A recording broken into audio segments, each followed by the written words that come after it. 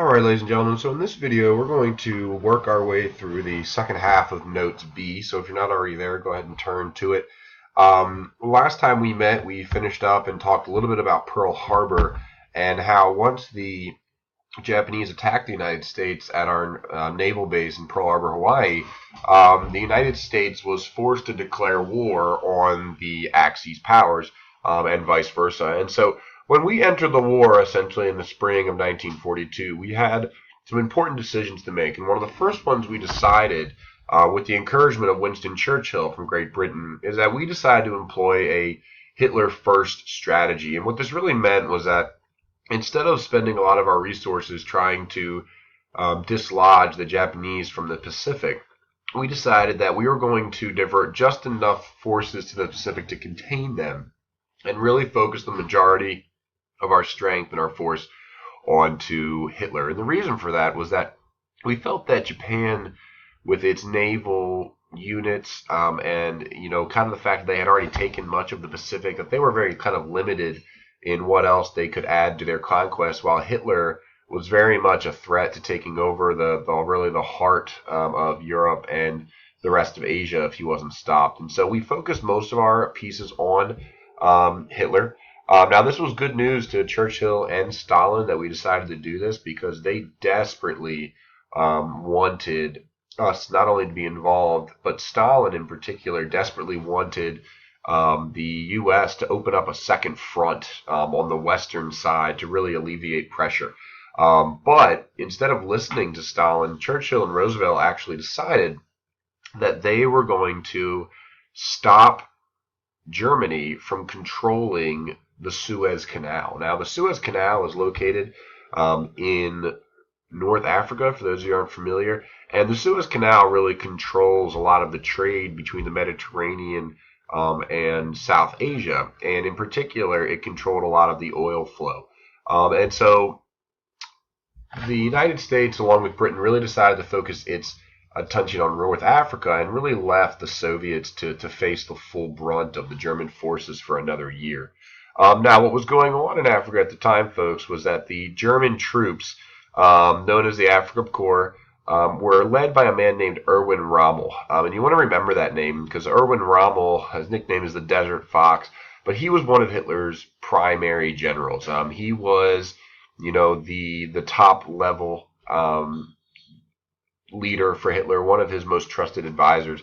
And his job was to make his way down through Africa and take the Suez Canal. Now, the route that they took during this time, folks, was Hitler actually his troops came down through Italy, because Italy was an ally, and moved in here to seize the Suez Canal, which would be located right to the right of Cairo, here to the east of Cairo. And the only thing standing in their way were the British.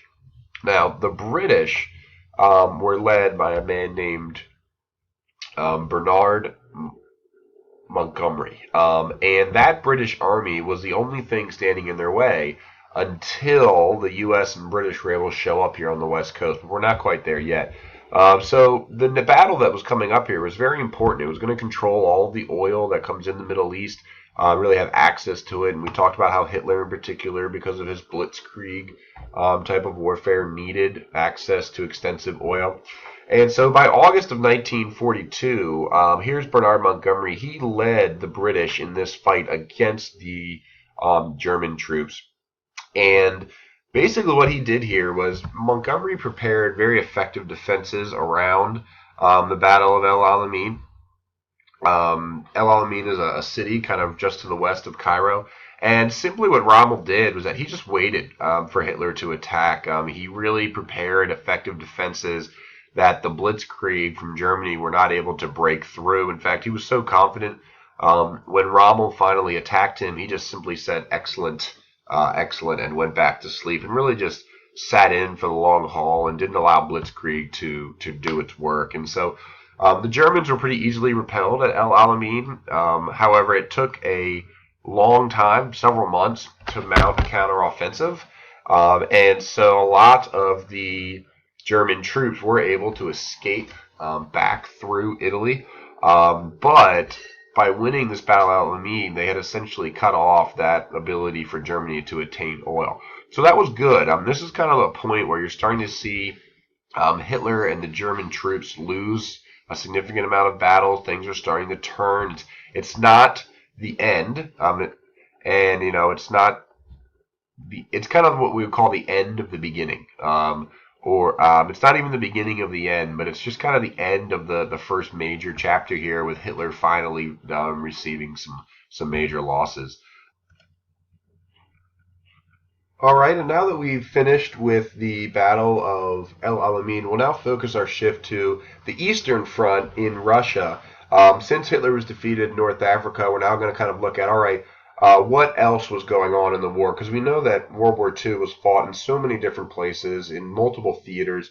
And in Russia, folks, the German war machine, after it had failed to take Moscow in 1941, remember that December 1941, that's kind of when everything slowed down in Europe and Japan attacked the United States. Hitler decided to really remount the offensive in the spring when things warmed up, and he chose his target of Stalingrad. Now, Stalingrad was not the capital of Russia, was not maybe the largest city, but it did have a really big strategic influence in that it controlled the oil supply for all of Russia, and so they needed to have Stalingrad, especially now that they've been beaten in the Middle East, to kind of control some of the oil that would have been around in Russia. So here is Stalingrad. It's to the south of Moscow, and it controls the trade on the Volga River. So a pretty important strategic outlook.